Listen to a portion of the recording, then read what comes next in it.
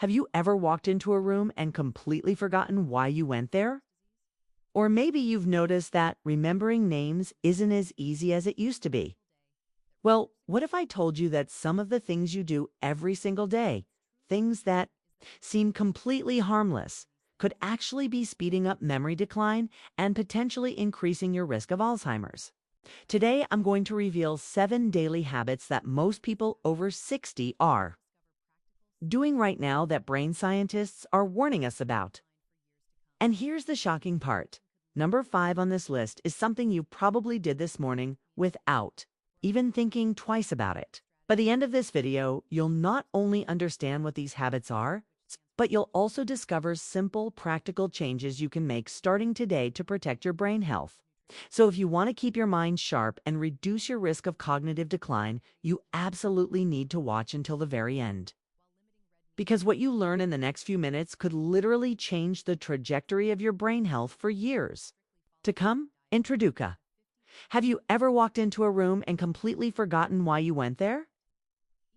Or maybe you've noticed that remembering names isn't as easy as it used to be.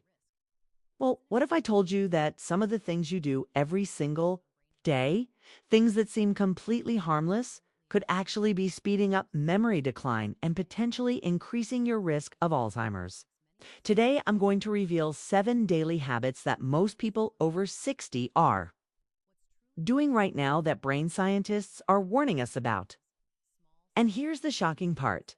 Number 5 on this list is something you probably did this morning without even thinking twice about it. By the end of this video, you'll not only understand what these habits are, but you'll also discover simple, practical changes you can make starting today to protect your brain health. So if you want to keep your mind sharp and reduce your risk of cognitive decline, you absolutely need to watch until the very end. Because what you learn in the next few minutes could literally change the trajectory of your brain health for years. To come texto principle, let's start with something that might surprise you. You know how everyone always says that retirement is supposed to be this wonderful time when you can finally relax and take it easy? Well, here's what brain researchers are discovering, and it's pretty eye-opening. When we completely stop challenging our minds after retirement, when we trade in all those daily problem-solving activities for passive entertainment, our brains actually start to deteriorate faster than they should. Think about it for a moment. When was the last time you really challenged yourself mentally? I mean, really pushed your brain to learn something entirely new. If you're struggling to remember, you're definitely not alone. And that's exactly what we need to talk about today. The first habit that could be accelerating cognitive decline is something I call mental coasting. You see, after decades of working, solving problems, making decisions, many folks hit retirement and think, finally, I can just relax and not think so hard anymore.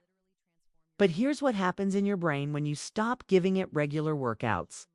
Those neural pathways, those connections between brain cells that you've built up over a lifetime, they actually start to weaken when they're not being used. It's like having a beautiful garden path that slowly gets overgrown when nobody walks on it anymore. Have you noticed yourself avoiding activities that require concentration? Maybe you've stopped doing crossword puzzles because they seem harder than they used to. Or perhaps you've given up reading books because it's easier to just watch TV. These might seem like small changes, but they're actually sending a powerful signal to your brain that it doesn't need to maintain those cognitive abilities anymore. Now, I want you to think about your daily routine for a second. How much of it is exactly the same every single day? Do you wake up at the same time, eat the same breakfast, sit in the same chair, watch the same shows? While routines can be comforting, and believe me, I understand the appeal of predictability, when everything becomes too routine, your brain essentially goes on autopilot. And when your brain is on autopilot, it's not creating new neural connections. It's not strengthening existing ones. Foul. And it's definitely not building what scientists call cognitive reserve, which is basically your brain's savings account for the future. Let me share something fascinating that researchers have found. People who regularly engage in novel experiences, who continue learning new skills well into their 60s, 70s, and beyond, They show significantly less brain shrinkage on MRI scans compared to those who stick to the same old routines, day after day. Isn't that incredible? Your daily choices are literally affecting the physical structure of your brain. So let me ask you this. What's one new thing you could start learning this week? Could it be a new language? Maybe finally figuring out how to use that smartphone your kids got you. Or perhaps taking up painting or learning to play an instrument you've always been curious about. Moving on to the second habit, and this one is going to hit close to home for a lot of you. Social isolation. Now, I know what you might be thinking. I'm not isolated. I see people at the grocery store. I wave to my neighbors. But here's what brain health experts mean when they talk about social isolation. It's not just about being around people. It's about having meaningful, engaging conversations and connections. When was the last time you had a really good, long conversation with someone? Not just talking about the weather or complaining about politics, but really connecting, sharing stories, laughing together, maybe even respectfully debating different viewpoints. The research on this is absolutely clear, and honestly, it's a bit scary. People who have limited social interaction show faster cognitive decline and have a 50% higher risk of developing dementia compared to those who maintain active social lives. 50%. That's not a small number, folks. Your brain needs social stimulation like your body needs exercise. Every conversation you have, especially ones that challenge you to think, to remember, to articulate your thoughts, these are all giving your brain a workout. Do you find yourself turning down invitations because it just seems like too much effort? Or maybe you've stopped reaching out to old friends because you figure, well, it's been so long, why bother now? Here's something interesting to consider. Many people don't realize that hearing loss, which affects a huge percentage of people over 60, can lead to social withdrawal. If you're having trouble following conversations, especially in noisy environments, you might start avoiding social situations without even realizing why. Have you noticed yourself preferring to stay home rather than going to gatherings where there'll be a lot of background noise? This could be your brain's way of avoiding the strain of trying to hear and understand what people are saying. And when you withdraw socially, you're depriving your brain of one of its most important forms of exercise. Asterisk, the third habit we need to discuss is one that nobody really wants to talk about, but it's crucial. Poor sleep habits. Now, I'm not just talking about insomnia or sleep apnea, though those are certainly important. I'm talking about the attitude that sleep somehow becomes less important as we age. How many times have you heard someone say, or maybe you've said it yourself, "Oh, I don't need as much sleep as I used to." Well, let me tell you what's actually happening in your brain while you sleep, and why shortchanging yourself on sleep could be fast-tracking you toward cognitive problems. During deep sleep, your brain literally cleans itself. There's this amazing system called the glymphatic system that kicks into high gear while you're sleeping. And it washes away toxic proteins, including the beta amyloid plaques associated with Alzheimer's disease. Think of it like a dishwasher for your brain. Now, what happens if you only run your dishwasher halfway through its cycle every night? Eventually, you're going to have a buildup of gunk that's really hard to clean off. That's essentially what's happening in your brain when you don't get enough quality sleep. Are you one of those people who pride themselves on getting by on 5 or 6 hours of sleep? Do you wake up multiple times during the night and just accept it as part of getting older? But here's where it gets even more interesting. It's not just about the quantity of sleep. It's about the quality and the timing. Your brain needs to go through complete sleep cycles, including that crucial deep sleep phase where the cleaning happens. If you're constantly waking up, if you're taking multiple medications that interfere with sleep quality, if you're falling asleep in front of the TV and then dragging yourself to bed hours later, you're disrupting these critical processes. Let me ask you something. Do you have a consistent bedtime routine? Or do you just go to bed whenever you feel tired, which might be different every night? Now we're getting to the fourth habit. And this one might surprise you because it seems so innocent. Excessive sitting. I know. You've probably heard that sitting is the new smoking, but I want you to understand specifically how this relates to your brain health and Alzheimer's risk. When you sit for extended periods, and I'm talking about more than a few hours at a time without getting up and moving around, the blood flow to your brain decreases significantly. Your brain uses about 20% of your body's blood supply, and it needs that constant flow of oxygen and nutrients to function properly. But here's what's really fascinating and concerning at the same time. Researchers have found that people who sit for more than 8 hours a day have brain scans that look similar to those of people with early-stage dementia. The areas of the brain responsible for memory formation actually appear thinner in chronic sitters. Now, think about your typical day. How many hours do you spend sitting? Watching TV, reading, maybe playing cards or doing puzzles, driving, eating? Meals, it probably adds up to more than you realize, doesn't it? And here's a question that might make you think when you do get up. Is it just to move to another chair? The problem isn't just the sitting itself. It's what sitting replaces. Every hour you spend sitting is an hour you're not moving, not getting your heart rate up, not pumping that oxygen-rich blood to your brain. And movement doesn't have to mean going to the gym or running marathons. Even simple activities like gardening, walking around your neighborhood, or dancing in your living room can make a huge difference. Do you find yourself making excuses not to move? Maybe your knees hurt, or you're worried about falling, or you just don't have the energy you used to have.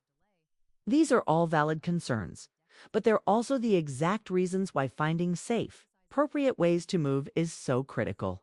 All right, now we're at number 5, and this is the one I mentioned at the beginning that you probably did this morning. Skipping breakfast or eating a nutritionally poor breakfast. Can already hear some of you saying, but I'm not hungry in the morning, or I've never been a breakfast person. But here's what's happening in your brain.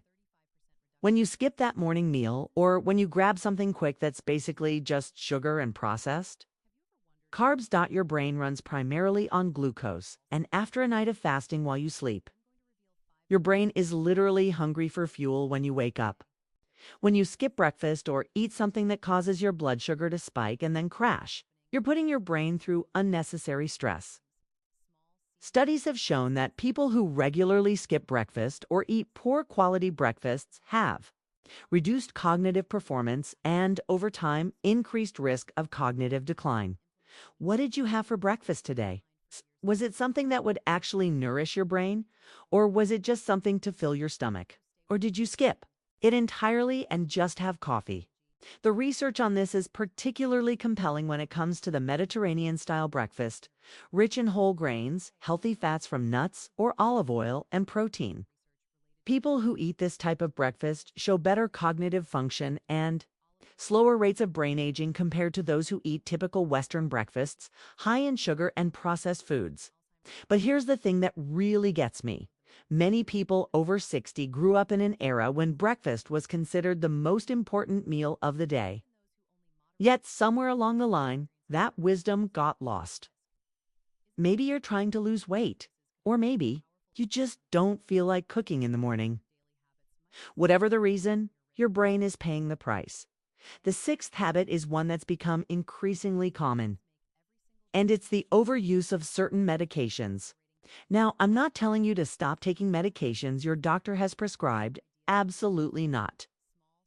But what I am saying is that many people over 60 are taking medications that have anticholinergic properties, and these can have serious effects on your brain.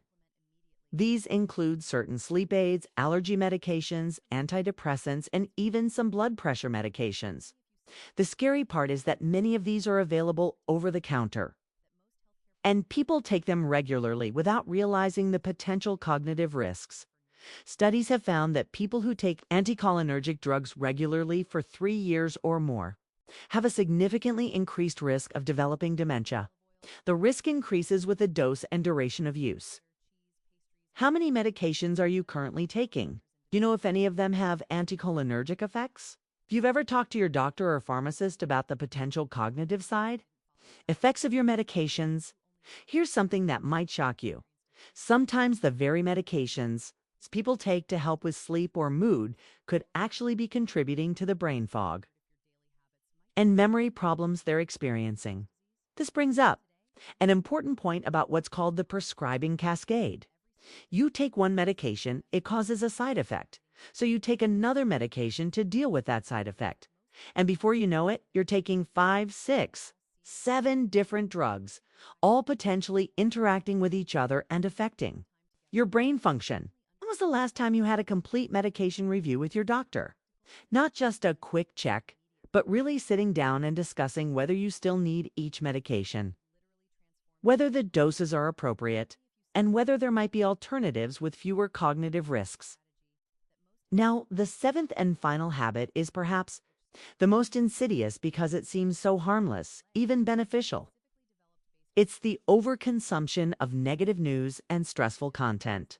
In our modern world, we're constantly bombarded with news about disasters, political turmoil, economic problems, health scares. Many people, especially those who are retired and have more time, spend hours each day consuming this type of content. But here's what chronic stress and negativity do to your brain, particularly as you age. When you're constantly stressed or anxious, your body produces cortisol, often called the stress hormone. Chronic elevation of cortisol literally damages the hippocampus, the part of your brain crucial for forming new memories and retrieving old ones. This is the exact area that's affected first in Alzheimer's disease. Think about your media consumption habits. How much time do you spend watching news channels, scrolling through social media, or reading about problems you can't control? Do you feel, after consuming this content, anxious, angry, helpless? Research has shown that people who limit their news consumption to once a day and focus on positive, constructive content have lower levels of cortisol and better cognitive function than those who constantly consume negative news. But here's the challenge. News organizations know that fear and anger keep people watching, so they deliberately create content designed to keep you stressed and engaged. Are you able to turn off the news? Or do you feel like you need to stay constantly informed? Do you find yourself getting worked up about things happening thousands of miles away that you have no control over? Asterisk, this doesn't mean you should be uninformed or stick your head in the sand. But there's a huge difference between staying reasonably informed and marinating in negativity all day long.